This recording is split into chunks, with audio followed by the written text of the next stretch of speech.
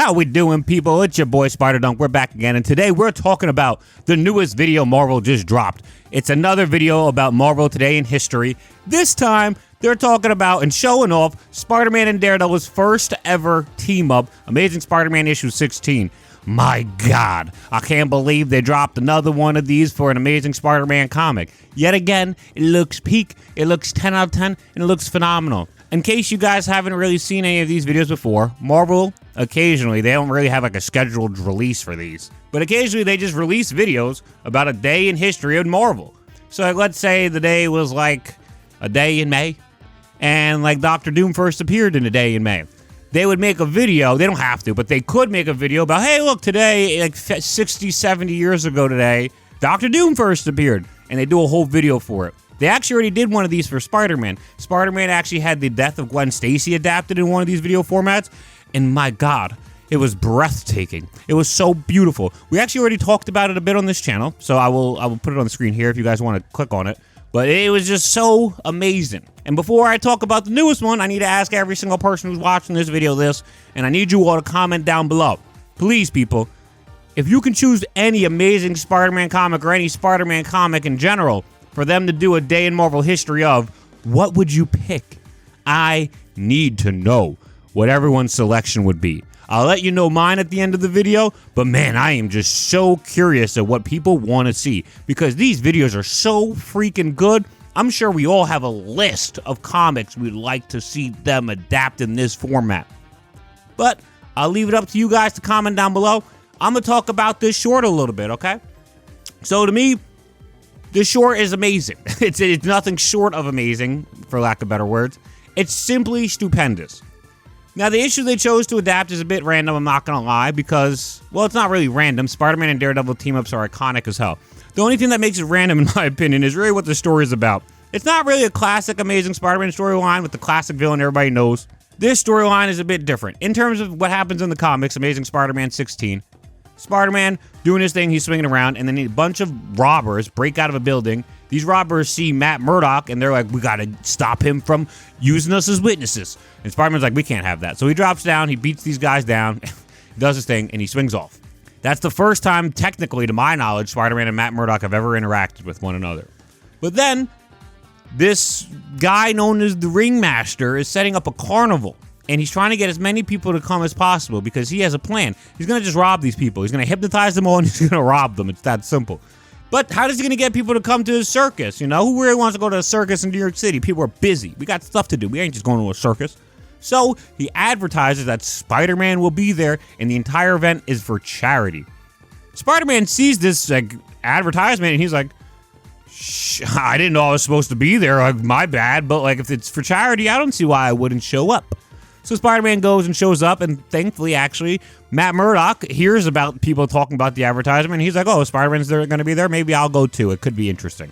They're at the show, and nothing is actually currently happening, actually. The Ringmaster he's setting things up, and his workers are actually worried because I guess they're not really talented in what they're doing. They're like, yo, is the Ringmaster going to start hypnotizing them or what? But just then, Spider-Man shows up, and he starts putting on a performance. He's swinging, he's flipping, he's thwipping, he's doing his stuff, and the crowd is loving it. They're all cheering. And then Ringmaster's even like, damn, I didn't expect Spider-Man to show up. This is pretty crazy, but I guess I won't let him stop my plans. So Ringmaster then hypnotizes everybody in the crowd, including Spider-Man with his hat, because they could all see his hat. They see his hat, they get hypnotized, and then Spider-Man is hypnotized as well. Daredevil's like, oh, God. He goes in, changes into his costume, he comes out and he starts trying to, like, you know, save the day. That's when Ringmaster is like, Spider-Man, I need you to fight Daredevil. He's your mortal enemy. And we get the first fight between Spider-Man and Daredevil. And this is pretty much exactly where the short starts. So two of the superheroes we love very much are at the circus event and they get hypnotized. That's exactly where the short starts. There are some differences, so let me just talk about the comic first and then I'll touch on the differences between the short, and then we can just go over how gorgeous the short looks, okay? In the comic, what happens is the two fight a bit, and Daredevil's like, this is getting tough. So what he does is he throws Ringmaster off his balance. He takes Ringmaster's hat, and he shows Spider-Man the hat, and he's like, you are no longer hypnotized. You are free. And this actually breaks Spider-Man free. Now that Spider-Man's free, he's like, I need to start saving people. I need to get my revenge. I need to get after the people who are trying to hypnotize all these people in the crowd. So what does Daredevil do? Daredevil actually is like, Well, I know Spider-Man is more than strong enough to handle a bunch of clown carnies, so I'll let him do it. And Daredevil goes behind stage, changes back into his costume, and Spider-Man saves the day, beating down all of Ringmaster's carnies and Ringmaster himself. Now, the comic, it's whatever. Like I said, Ringmaster is not that cool, and neither is carnies that he works with. Daredevil and Spider-Man get to team up, though, for the first time ever, and that is really freaking cool. Now, on to the animation. The animation is just so breathtakingly fire, guys. But in this short, you get to see the colors look so great. The lighting is so dramatic. The contrast on everything looks phenomenal. I love the fight scene. The choreography looks great. And you could also see impact frames. Impact frames. Why is that not a thing really in Western animation? I don't understand. Why is like Eastern animation just gets it so good? It looks so great in anime. Yet when you look at our animation, you know, you get like one-tone shading and it's ugly as hell. This is not ugly as hell, nor is it a one-tone shading. This is multi-tone shading, and it looks gorgeous. The choreography looks amazing, and it looks so freaking fluid. Now, the short was stupendous, breathtakingly 10 out of 10. But I did just want to touch on like a few things that did a little bit differently in the short versus the comic, okay?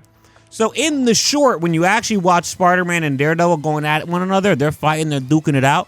Daredevil just actually punches Spider-Man so hard it knocks him into a wall, and Spider-Man's just like, oh my goodness, I'm unhypnotized now. And he puts up a thumbs up, and then Matt Murdock puts up a thumbs up. And honestly, I love the way this is shown off. It is just so endearing, you know, and these are my boys, and my boys are happy to see each other, and he's just like, thanks for the ass kicking, I needed it. And Matt's like, no problem. And I love that so much. But in the comic, that's actually not what happens. In the comic, Daredevil cannot beat Spider-Man. So he goes to Ringmaster's hat, and he uses Ringmaster's hat to unhypnotize him. Personally, I actually think what the short did was better. Is it believable that Daredevil can beat Spider-Man? In my opinion, yeah, actually. Certain times when Spider-Man's very rageful or Spider-Man's hypnotized, he's not as much on his game. There's too much stuff in his mentality going on, you know. Spider-Sense, you can't tell where it's coming from as much and as easily. It makes sense that when Spider-Man's not all there, he could lose the fight to Daredevil. So I actually really think this is a great way to show it. Like, Spider-Man is like off kilter because he's hypnotized by Ringmaster, so he's not as powerful. Then Daredevil beats the brakes off of him, and he gets snapped out of the hypnotization. I loved how the short did it. I actually think it's better than the comic. And then there's one other difference I did want to touch about between the short and the comic, is that in the comic, right after Spider-Man's unhypnotized, Daredevil fights like maybe 2 carnies and then slips out and changes. But in the short, it's actually just like a team-up between Spider-Man and Daredevil from that point on, which doesn't really necessarily happen, you know, because in the comic book, Spider-Man actually takes them all out by himself before he destroys the Ringmaster by himself. Which he did end up doing in this short, and the impact frames on it just look so freaking good. He had this awesome looking punch, man. They had to show it multiple times over and over because it just looked so goddamn good. But man, did I freaking love this animation. Now, the second thing I just talked about, I personally think it's better than the animation as well. I know you guys are probably like, oh my god, look at Spider-Dunk. Mr. Comic Accuracy over everything is over here saying that this slightly inaccurate animation is better than the original comic. And it's like, yeah, I guess I am. Because at a certain point, I do think, and I've said this many times on my channel, if you're going to change something for it to make more sense in the story, I'm okay with it. I just don't like change for change's sake. There's no reason to change certain things if you're just going to change them just because you want to change them.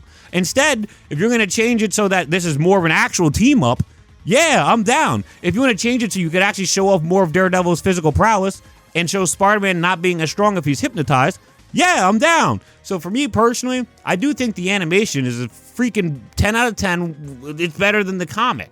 Maybe it's because the comic is so old that they had like a different notion of what they wanted to do. It also is an amazing Spider-Man comic, so maybe they want to just show Spider-Man more so as the hero in this comic. They didn't want to have like Daredevil beating him, nor did they want to have Daredevil helping him as much when Spider-Man taking out the people at the end.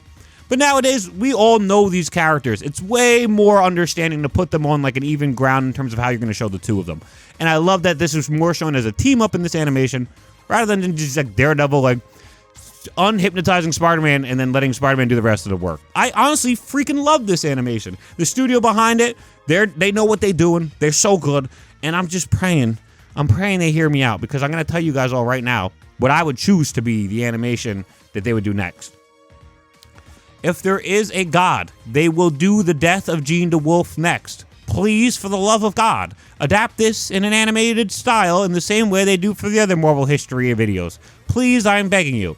I I think they have a lot of awesome choices they could choose from. Maximum Carnage would be phenomenal.